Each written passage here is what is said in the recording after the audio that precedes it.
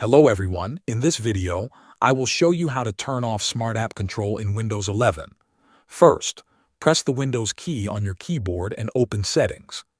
In the Settings window, look at the left side menu and click on Privacy and Security. Scroll down and select Windows Security. Inside Windows Security, click on App and Browser Control. After that, find and open Smart App Control Settings. You will now see the option to manage this feature. Select Off to disable Smart App Control. A confirmation message will appear on your screen. Confirm the action to apply the changes. Once it is turned off, Windows will no longer use this feature to check applications before they run or install.